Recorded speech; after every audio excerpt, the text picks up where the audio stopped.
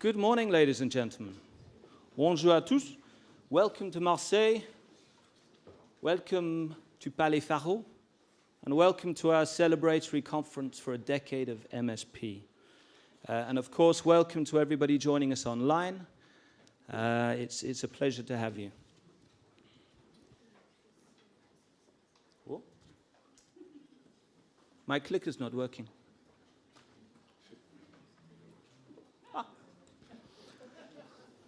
I'm back. So, I'm Chris McDougall. I'm the project leader for the European MSP Assistance Mechanism, the European Blue Forum, and probably what more people are familiar with, the European MSP Platform.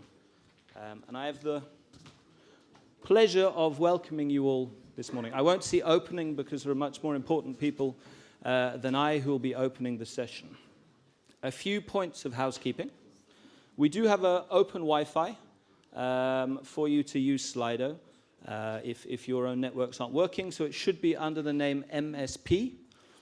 I would ask you all to keep your phones on silent. You will be using them, obviously, for Slido, but please make sure they aren't going to ring. The event is being live streamed, and it is being recorded, so just bear that in mind. The toilets are at the far end. I have been told they are quite a long walk away. And in the case, there is a lift. People may choose to use that later. And in the case of the fire, there are a security team that will make sure we know where to go and how to get out.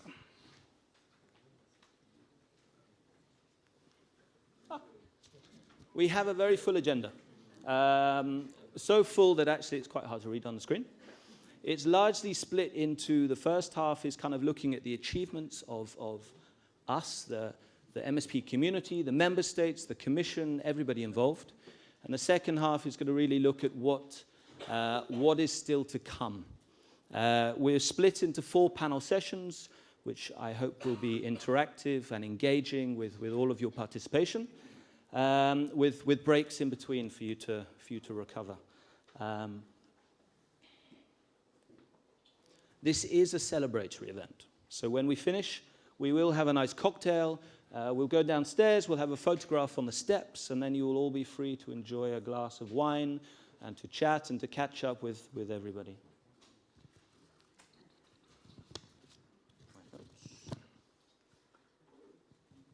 As I said, this is an interactive session.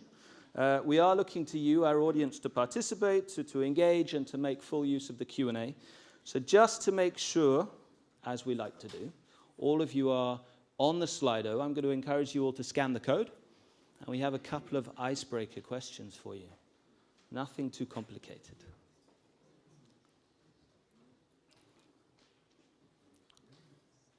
Okay. Can I ask to go to Slido, please?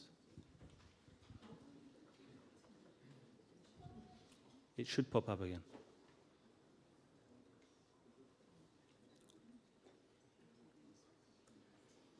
Ooh. So the first question, very simple. Where are you joining us from? Whether you're online, whether you're here, where have you come from today? Where are you sitting when you're talking to us online? Okay.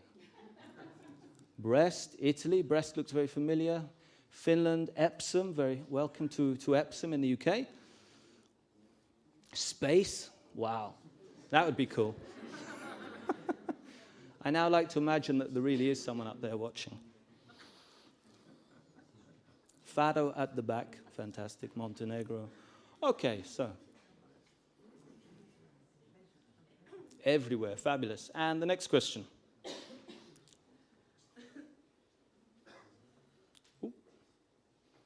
Now, this is a celebration, of course. So, if you were to celebrate a 10-year anniversary or a birthday, or how would you choose to do it? I think there'll be a common theme here, okay?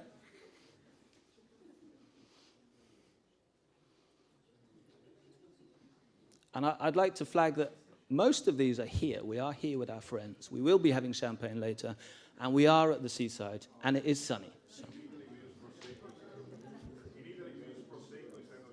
Well, we're in France, so, you know. Some might argue which is better. Okay, fantastic. So we have 112, 113 people responding. That's pretty good. Oh, not this one. Can we go back to PPT?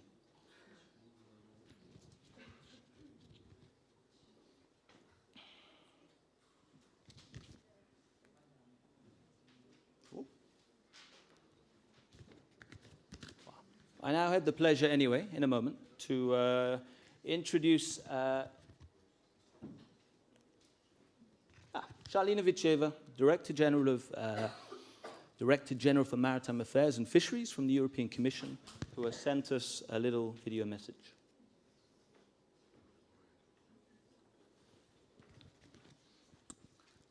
Dear Maritime Spatial Planning community, ladies and gentlemen, it is my great pleasure to welcome you to the Maritime Spatial Planning Week.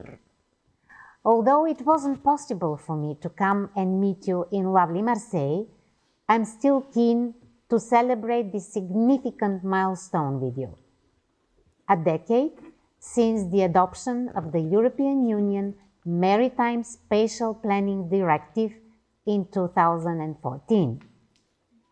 A decade during which MARE, the Directorate-General for Maritime Affairs and Fisheries of the European Commission, and the Member States were far from idle. Aside from the directive itself, we set up the European Maritime Spatial Planning Platform, the MSP platform. We financed several cross-border projects, we held workshops and conferences, and we systematically gathered national planners in meetings of the Member States expert group. I think we can all be proud of the role we have played in building today's maritime spatial planning community and in helping it implement the directive. But we cannot rest on our laurels. Even more than in 2014, we are all acutely aware of how important the ocean is for food, for energy, for jobs, for quality of life, and to help mitigate climate change threats. How these needs, especially energy, food, and environment, need to be carefully balanced to ensure a truly sustainable development, and how serious the threat of climate change is to our coastal communities. That is where maritime spatial planning comes in. By enabling member states to plan strategically ahead, it supports our climate commitments and our strategic objectives at regional, European, and global level. It helps us deliver on the objectives of the common fisheries policy to ensure environmental protection, resilience of our fishers, and quality of life of coastal communities and food security.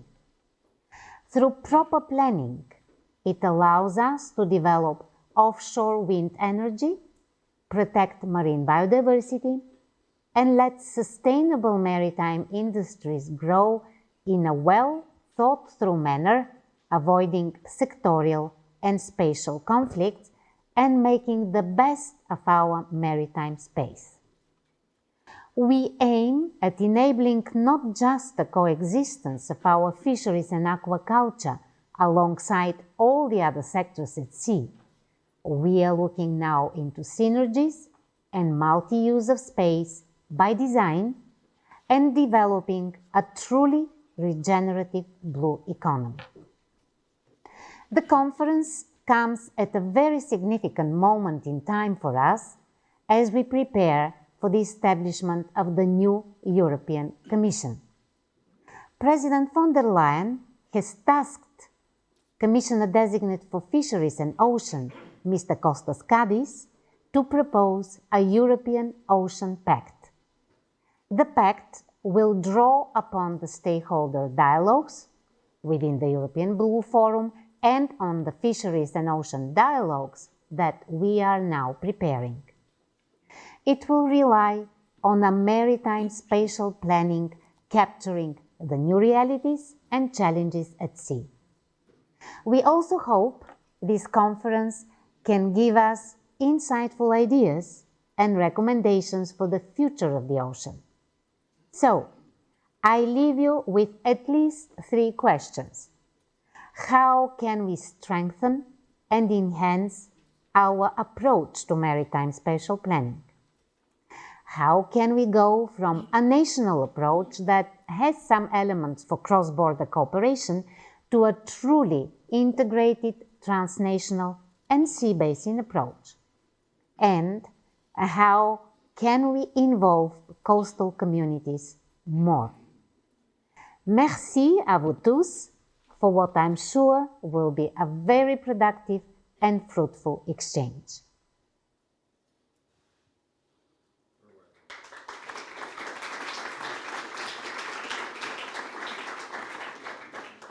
Thank you very much, Charlina. And I think 3 very appropriate questions for the conference today, which I know we'll be discussing. I'm trying to move to my next slide.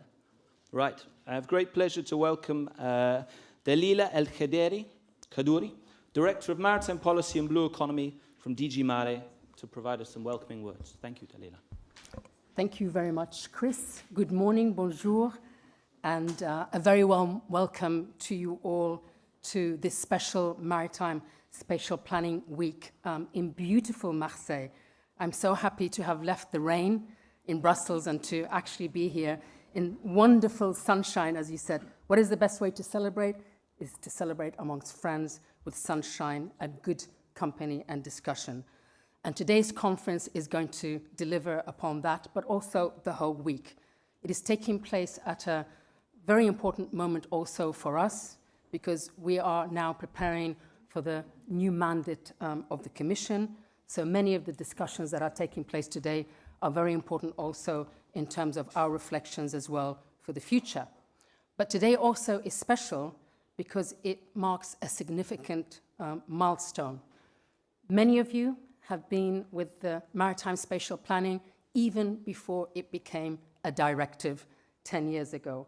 So we have now spent a decade together adopting the Maritime Spatial Planning Directive.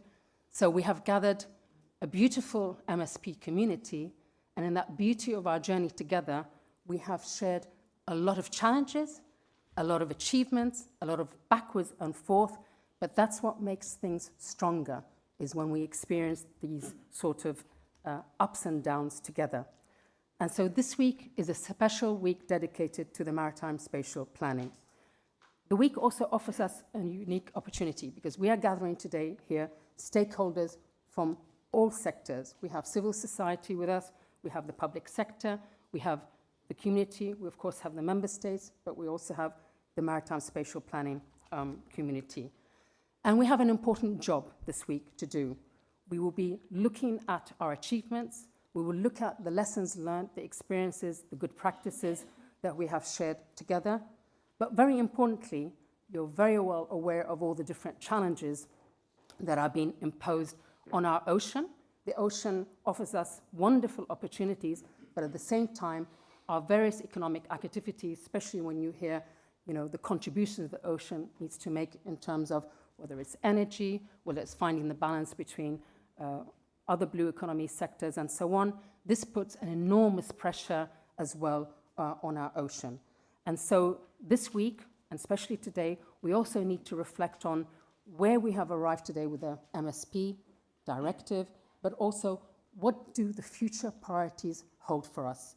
And here I want to remind of the 3 questions my Director-General, Charlina VITCHEVA, put for us so that as we reflect on what are the future priorities can we expect from the MSP, to look at those 3 questions. How do we strengthen our approach to maritime spatial planning? How can we go from a national towards an integrated transnational approach? And very importantly, how do we include and involve all our relevant communities, especially the coastal communities? So thank you very much for participating in full, both in presence, but also in online. and very much look forward to listening to your discussions and interventions throughout today and to also talking to you as well. We're here also to listen, and a very warm welcome once again. And now I would also like to welcome Yann BECOUARN. I'm very happy that you are joining us also today. Yann is the head of Maritime Spaces and Coastal Department of the Ministry of Sea. And thank you very much also for joining us in this important day. Thanks very much. Over to you, Chris.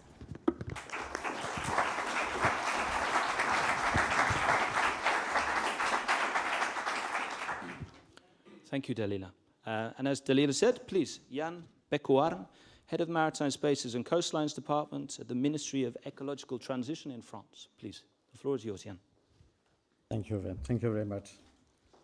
Dear Madam Director, dear distinguished delegates and stakeholders, ladies and gentlemen, dear friends, I'm delighted to celebrate 10 years of the Maritime Spatial Planning Framework Directive in the company of such eminent experts. This is an important time for the public policy that is still very young, but has grown quite rapidly under the initial impetus of the EU Commission. I would like to share with you two main lines which are structuring our action: integrated planification and international cooperation. Firstly, integrated planification, because these last recent months, maritime planning has been a major topic in France. The French National Strategy for the Sea and Shoreline was adopted last June, and this is the framework for French planification. Then, as part of the process of updating our MSP, France organized a major public debate with our citizens of this strategic document. This took place during 5 months and at a very large scale. This debate brought together over 21,000 participants in 375 events in all coastal regions. This was the first time on such a scale that maritime planning and its stakes were exchanged and explained to a large public, and citizens were also invited to contribute. We have worked and integrated the public's input, and as a result, last Friday, the government answered with a ministerial decision that sets out how France plans to develop offshore wind energy and to designate highly protected areas. It has been developed around the principle of integrated and balanced management of maritime areas. It means that we need to combine the sustainable development of human activities with the preservation of marine ecosystems. It takes place in a collective vision of maritime areas co-constructed with all stakeholders: territorial collectivities, the industry, trade unions, NGOs. A couple of years ago, offshore wind energy became more widespread, and we had to scale up to meet national and European decarbonization targets to achieve the objectives of the EU Green Deal. A project-by-project approach was no longer appropriate. That is why the ministerial decision combined the development of offshore wind energy in all maritime areas until 2030 and 2050 with the objective of 45 gigawatts. Deployment of highly protected areas with a large ambition, and the sustainable development of economic activities such as fishing, aquaculture, tourism, in order to provide visibility to each stakeholders. The directive invites us to do in this way. As you know, in France, as the result of this integrated approach, we made the choice to implement the MSP Framework Directive and the Maritime Strategy Framework Directive as a single project in the same strategic document. This is a complex exercise, but it is an extremely productive and integrated one. I hope that the forthcoming session and the forthcoming revision of the MSP directive will enable us to go even further in this integrated approach. The second main item is the importance of international cooperation. The MSP directive called on coastal states to work together to draw up coherent plans. France has a particular position in Europe with coast along 3 seas, and France is committed to the various sea basin strategies and initiatives and to the different European and international planning projects. Of course, the Mediterranean is in the spotlight this week, and I'm thinking about the WestMed initiative, bringing together 5 states from the northern shore and 5 from the southern shore, which is community of practice on planning. France is sharing the Atlantic maritime strategy this year, also bringing together Spain, Ireland, and Portugal. We will be hosting the 11th conference of Atlantic Stakeholders in Bordeaux on 21 and 22 of November. We are also in process of launching with our colleagues from the Netherlands and Belgium, as well as Ireland, Germany, Denmark, Sweden, Norway, and the UK, the latest of these initiatives, the Greater North Sea Basin Initiative, GNSBI. We worked hard for it in Lille 2 weeks ago, and we will meet next month in Antwerp. I thank very much the delegation for their contribution and their current effort in order to build this international cooperation. I would also like to thank the European Commission for its support for the Sea Basin Cooperation initiatives, and we hope that we will continue to develop in the future so that this initiative can be fully effective. We also look forward to the new European Ocean Pact announced for next year. I would like to conclude with the 3rd UN Ocean Conference that will be held in Nice next year. I'm sure that marine spatial planning will be a key asset to implement the actions and voluntary commitments of the future Nice Ocean Action Plan, and I look forward to seeing you there. I thank you very much, and I wish you very rich debates. Thank you.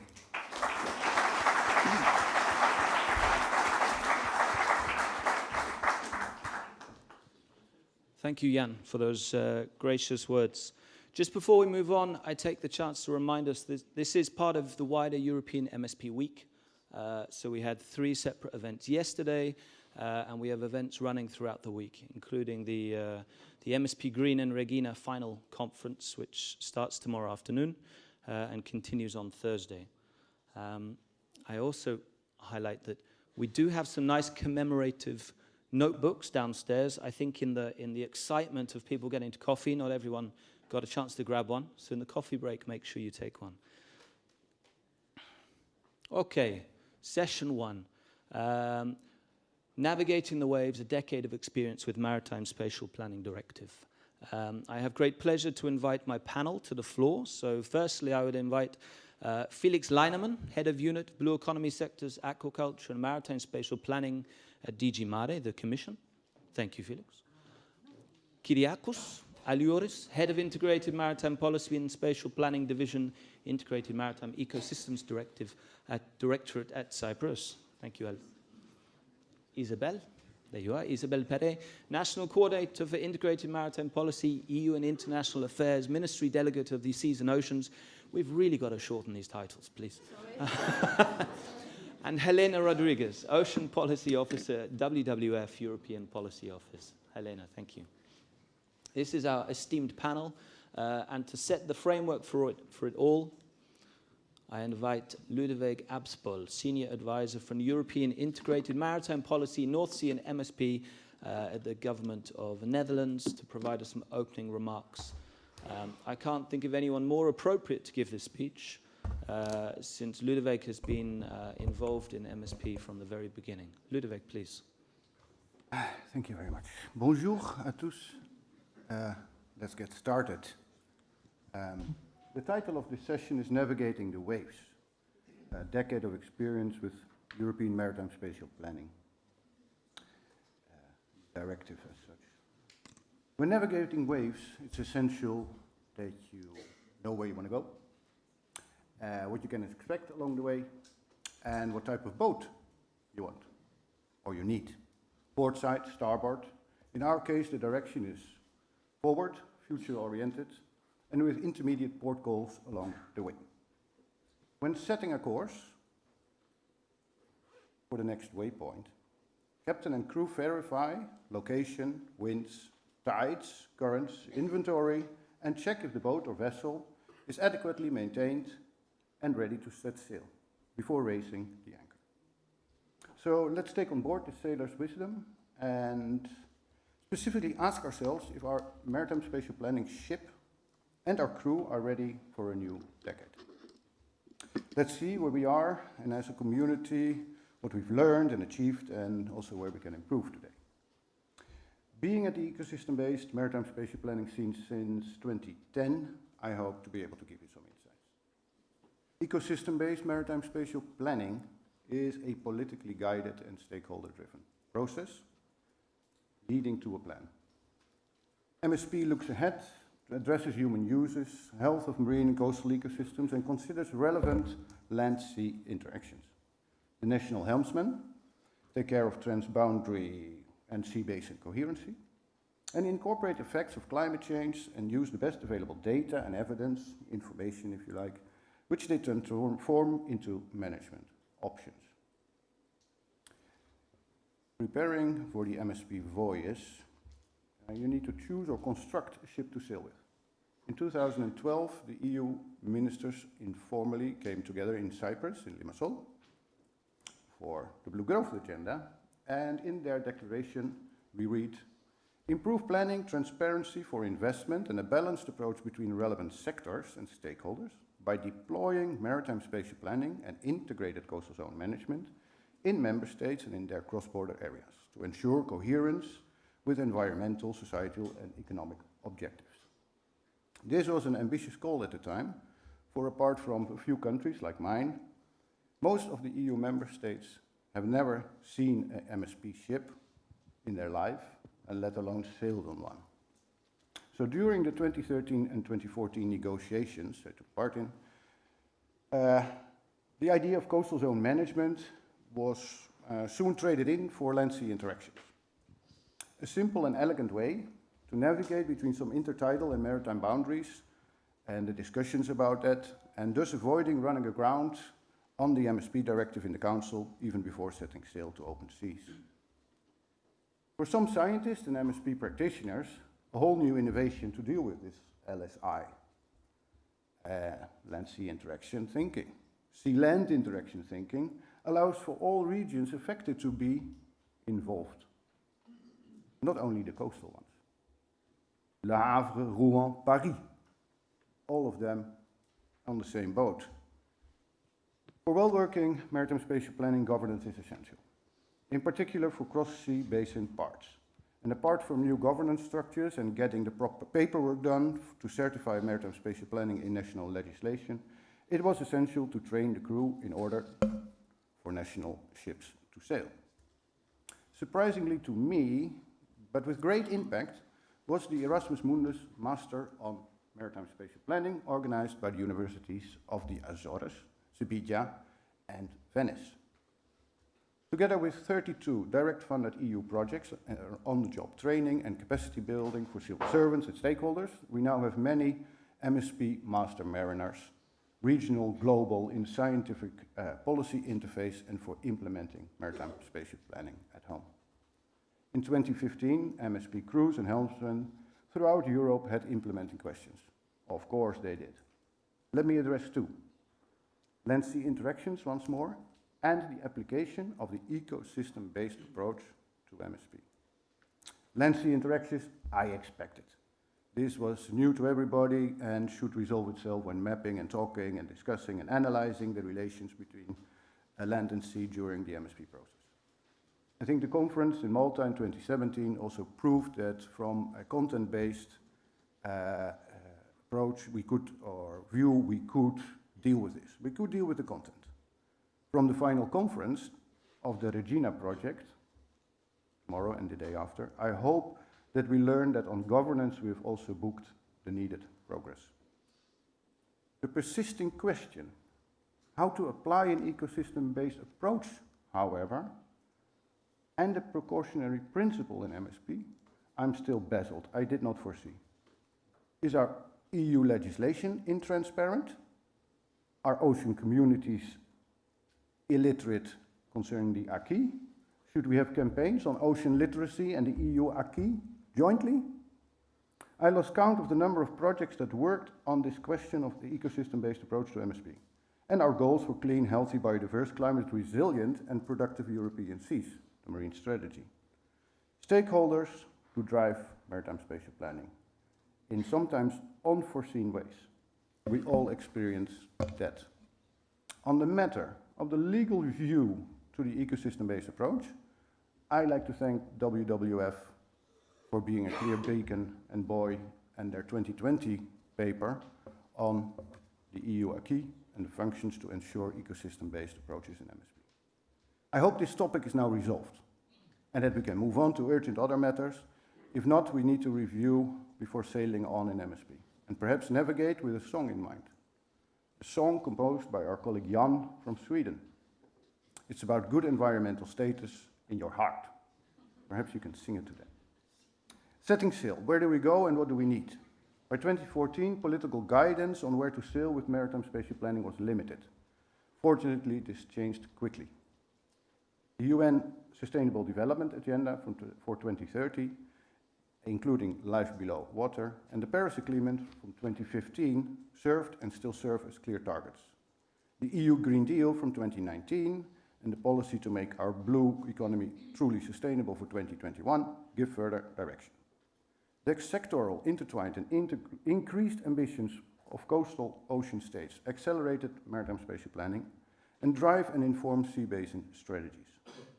Desired outcomes for renewable offshore energy, a coherent network of effectively managed marine protected areas covering 30% of our seas, of which a third strict, and action on marine restoration also drive maritime spatial planning forward. For EU countries working across borders and boundaries with non-EU partners, the Kunming-Montreal, en fait, I need to say, and the BBNG agreements on living in harmony with nature were made. And this is helpful for our sea basin strategies. We still have a couple of years before 2030. But as we have learned, all maritime spatial planning takes time, and also the delivering of what we plan. Besides, storms at seas can come out of a clear blue sky. I hope not today. Shockwaves and prevailing winds. Shockwaves through our careful planning processes occurred on all levels this decade in maritime spatial planning. Unforeseen changes in national governments, COVID, bird flu, goodbye to the UK, Russian aggression and negative effects of originally positive ideas. Shocking waves that rock the boat and change the seascape maritime spatial planners are navigating. Scrubbers for clean air polluting the seawater, wind turbine blades degrading into plastic particles, ocean unsafe sunblock from coastal tourists, changing fishing patterns and thus bird movements, underwater noise and vessels nearly crashing into offshore energy infrastructures. What cumulatively happens in our seas As a result of our plan needs to be studies and findings need to be brought back to our navigation charts. Curbing these issues asks for collective efforts and effective stakeholder management and a strong science policy interface. In many countries, mechanisms for that part of maritime spatial planning have been created, be it in government arrangements or in alliances between NGOs and businesses. We could ask ourselves if we did enough this decade. Do we lag behind with eco-ocean safe design in our blue economies, making use of waves for energy, environmental frameworks for licensing offshore mariculture and developing nature-positive projects? If we lower our impact to zero and innovate our way out, we will not have to calculate cumulative impacts. And as you know, calculating these cumulative pressures is a headache in MSP. Did we do enough foresighting and backcasting on the long term, say 2070, and on climate change effects and how we want to use our sea basins? Could we better picture this and twin it digitally, and thus communicate with stakeholders, politicians and citizens? Should MSP be part of the European Blue Schools program? Waves to come and ropes to tie. Is the EU MSP directive fit for purpose? MSP in general is not about zoning. It's about humans and nature. I say we need a focus on marine ecosystem restoration through maritime spatial development. MSP is just one of the policies of the EU concerning a biodiverse and pristine sea, which we use sustainable. If so, we should have a look at all the relevant pieces of EU legislation in conjunction. With the EU Pact for our Ocean on governance and blue economies, the new Commissioner for Oceans and Fisheries, Kostis Kadis from Cyprus, I hope, has a unique opportunity to tie the ropes for the next decades. I think a strategic dialogue on the considerance across all marine and maritime policies is crucial. Such a dialogue should deliver one policy line on implementing and innovating, including on nature-positive economic multi-use of the seas.